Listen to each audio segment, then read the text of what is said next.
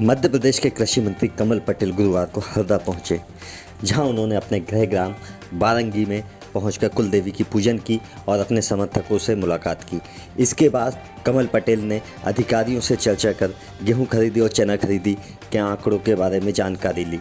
उन्होंने किसानों के समस्याओं के निराकरण को लेकर भी अधिकारियों को निर्देशित किए।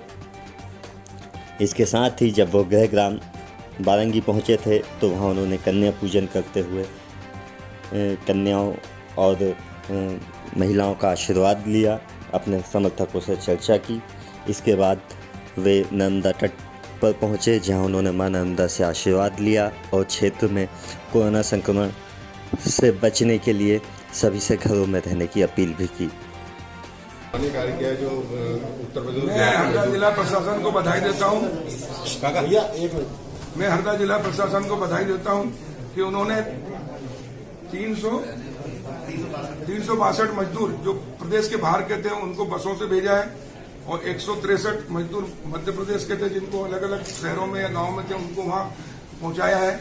और मैंने ही आदेश दिए थे कि हमारे जिला की सीमा पर कहीं से भी कोई भी आता है उसको रोका जाए, उसका स्वागत किया जाए, उसको पानी पिलाया जाए, उसको भोजन कराया जाए, उसकी जांच कराई जाए, उसको सम्मान से वहां व्यवस्थित रखा जाए। फिर उससे पूछकर कहाँ के रहने वाले संबंधित कलेक्टर जिले के प्रदेश के बाहर का वहां यहाँ के कलेक्टर आपस में संपर्क करेंगे और फिर बसों से उनको वहां उनके यहाँ पहुंचाएंगे ताकि वो पैदल जाके परेशान ना हो। किसी प्रकार की कठिनाई भी अब शिवराज सिंह चौहान की सरकार में आम नागरिक को नहीं होगी। आपने एक आदेश जारी किया कि कृषि विभाग में सभी काम अब हिंदी में होगा, क्या मामला पूरा? देखिए, किसान गांव में रहता है, हिंदी पढ़ा हुआ है, लेकिन जितनी भी योजना है विद्युत मंडल में जाता है, एग्रीमेंट करता है, उसको कनेक्शन चाहिए तो अंग्रेजी में एग्रीमेंट होता है।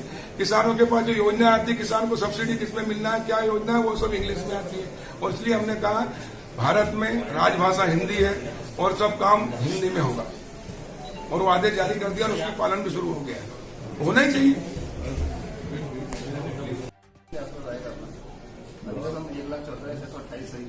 15 दिन में 50%। पहले तो भैया आपको बधाई कि सबसे पहले की जानकारी मैंने आपको उस दिन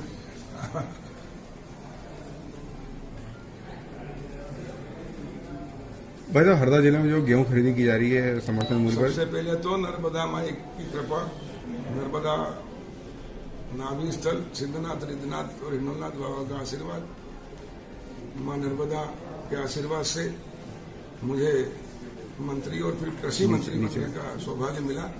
माननीय मुख्यमंत्री शिवराज जी के नेतृत्व में हम मध्य प्रदेश का चहुमुखी विकास करेंगे। अभी सबसे बड़ा संकट कोरोना का है और इसलिए हमारी सबसे बड़ी प्राथमिकता कोरोना है। कोरोना को हमने नियंत्रित करने में माननीय मुख्यमंत्री जी के नेतृत्व में नियंत्रित किया है और लोगों की जान की सुरक्षा और लोगों को स्वस्थ रखने की चिंता हमने की है, उसमें हमें सफलता मिली है। उसके बाद पूरे देश में लॉकडाउन है, उद्योग धंधे, कल कारखाने, छोटी मोटी पान चाय की दुकान तक बंद है, रोजगार पूरी तरह से बंद है। लेकिन कृषि क्षेत्र ऐसा है और खेती ऐसी और किसान ऐसा है और मजदूर गांव में रहने वाला जिसके ऊपर कोरोना का भी असर नहीं है, लॉकडाउन का भी असर नहीं है और वो मेहनत परिश्रम करके लोगों को भोजन की व्यवस्था करा रहा है, सब्जियों की व्यवस्था करा रहा है, दूध की व्यवस्था करा रहा है। कल्पना करो अगर जिस प्रकार शहरों में लॉकडाउन है, अगर गांव में भी हो जाए तो लोगों को 2 टाइम का भोजन मिल सकता है क्या, बच्चों को दूध मिल सकता है क्या? और इसलिए वो प्रकृति प्रेमी है, वो लोगों को अन्न पैदा करके देता है, इसलिए ईश्वर की कृपा भी उसके ऊपर है। और हरदा जिला और होशंगाबाद जिला तो पूरे भारत का मां नर्मदा के आशीर्वाद से गेहूं उत्पादन में नंबर 1 है, चना उत्पादन में भी नंबर 1 है और अभी गर्मी में मूंग के उत्पादन में भी नंबर 1 है। लॉकडाउन में मैंने जब कलेक्टर ईएनसी से बात करके मूंग के लिए पानी छोड़ने के लिए आदेश करा दिए तो कमिश्नर ने कहा साहब लॉकडाउन है, हम नहीं छोड़ सकते। फिर मैंने मुख्यमंत्री जी से चर्चा की, मैंने कहा साहब लॉकडाउन में 2 गज की दूरी रहती है, किसानों के यहाँ तो 100 मीटर की दूरी, 10 एकड़ में एक आदमी मजदूरी काम कर लेता तो लोगों को रोजगार भी मिलेगा और किसान उत्पादन करेगा तो व्यापार धंधे भी चलेंगे जब लॉकडाउन खुलेगा। और गांव में लॉकडाउन का कोई महत्व नहीं, कोई मतलब नहीं, खुला है, वैसे लॉकडाउन पालन कर रहे हैं। मुख्यमंत्री जी ने 5 मिनट बाद पलट कर कहा कि नहीं, हमने आदेश कर दिए और उसके कारण मैं मुख्यमंत्री जी को बधाई देता हूं। उसके कारण हरदा जिला और होशंगाबाद जिले में 1000 करोड़ से भी अधिक की मूंग की फसल होगी और 200 करोड़ से ज्यादा मजदूरों को रोजगार दिया। इसे लॉकडाउन के समय हजारों करोड़ उद्योग को सब्सिडी देने के बाद में वो एक अभी मजदूर को रोजगार नहीं दे पा रहा है। वही हमारा किसान सिर्फ हरदा और होशंगाबाद जिले का रोजगार भी दे रहा है, मूंग भी पैदा कर रहा है और गेहूं उत्पादन में भी नंबर 1 हो रहा है। तो ये ईश्वर की कृपा है। मैं हरदा जिले के, होशंगाबाद जिले के, प्रदेश के और देश के किसानों को बधाई देना चाहता हूं कि ऐसे संकट के घड़ी में अगर सबसे अधिक लोगों को रोजगार देने का काम और लोगों का पेट भरने का काम कोई करता तो अन्नदाता करता। इसलिए उनके चरणों में प्रणाम करता हूं और मैं अपने आप को बहुत सौभाग्यशाली मानता हूं कि मुझे कृषि मंत्री का दायित्व मिला। मैंने कार्यभार संभालते से ही, क्योंकि मैं शुरू से किसानों की लड़ाई लड़ी, आपने जाना है मंडी के अंदर कैसा शोषण होता था हरदा में, इलेक्ट्रॉनिक कांटे लगवाए, पानी वाले सुपड़े प्रथा बंद कराई, पानी प्रथा बंद कराई और उसके बाद में अभी भी तुलावटी से पैसा लगता था। हमने व्यापारी को ये छोड़ दी कि वो गांव में जाके भी किसान के घर से भी गेहूं खरीद सकता है। अब मान लो मेरे गांव से एक किसान का गेहूं 1000 कुंटल यहां से हरदा के व्यापारी ने खरीदा और उसने वहां सीधे फ्लैट कांटे पे तुलवाया और तुलाने के बाद में उसके गोडाउन में डाल दिया। मंडी में गया नहीं, मंडी के तुलावटी की कोई काम नहीं, लेकिन कानून था एक नियम कि तुलावटी का ही मान्य किया जाता है और इसलिए तुलावटी का 4 रुपए या 5 रुपए अलग अलग मंडियों कहीं 8 रुपए कटता था। तो मेरे पास मंदसौर के विधायक यशपाल सिसोदिया जी का फोन आया, कमल भाई ये यहाँ मंडी का कोई मतलब नहीं, फिर भी तुलावटी का कर रहा है। मैंने मुख्यमंत्री चर्चा करके तत्काल आदेश किया और मंत्री बनने के बाद पहला आदेश कि किसानों का मंडी में जाए, कहीं भी जाए, तुलावटी का पैसा, हमाल का पैसा किसान से नहीं कटेगा और इसलिए 200 करोड़ का किसानों को फायदा हर साल होगा। दूसरा चना और सरसों, हमको जब अभी मेरे को 10 दिन हुए मंत्री बने, मुख्यमंत्री जी को एक महीना 10 दिन हुआ। कांग्रेस की सरकार थी, कमलनाथ जी मुख्यमंत्री थे, सचिन यादव कृषि मंत्री थे।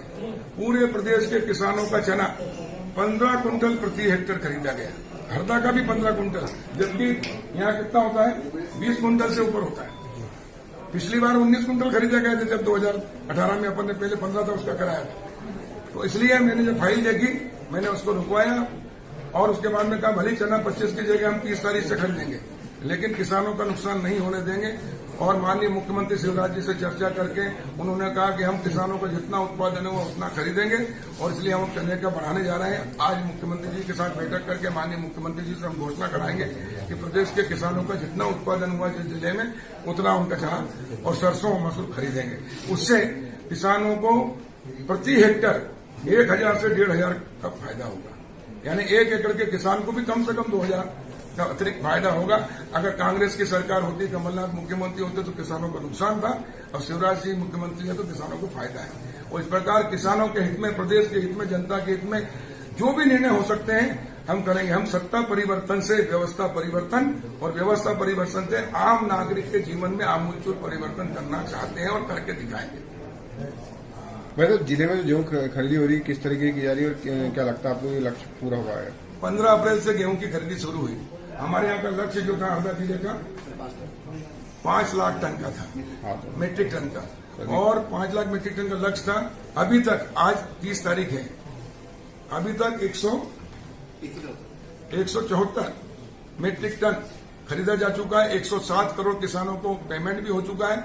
मजदूरों के पेमेंट की है दिक्कत, मैंने नान के एमडी से बात की है, 1-2 दिन में पेमेंट आ जाएगा, असर डल जाएगा और किसानों का दाना दाना हम खरीदेंगे। अब हरदा का ही मान लो उदाहरण, 15 कुंटल खरीदते, अब इन्होंने 20 का भेजा है। तो अगर मान लो आज हम घोषणा करते हैं 20 की, तो यहाँ भी किसानों को प्रति एकड़ 2000 रुपये ज्यादा मिलेगा। तो कितने हेक्टर में है उस हिसाब से करोड़ों को, जिस पिछली बार अपन ने 56 करोड़ का फायदा कराया था जब मैं विधायक नहीं था, शिवराज जी से 15 से 19 कराया था। तो इस बार हम पूरे प्रदेश के किसानों का न्याय करने जा रहे हैं। दूसरा बीमा का पैसा कांग्रेस सरकार ने नहीं दिया 18-19 का, इसलिए 1 साल तक किसानों को बीमा नहीं मिला। माननीय मुख्यमंत्री शिवराज जी मुख्यमंत्री बने, 2200 करोड़ रुपए हमने जमा किया, उसके कारण 2900 करोड़ मध्य प्रदेश को बीमा मिलेगा। लेकिन उसमें भी कांग्रेस ने किसानों के साथ छल किया। 100% किसान से हम लेते हैं, 2% खरीफ में और बीमा कंपनी और 1.5% रबी में।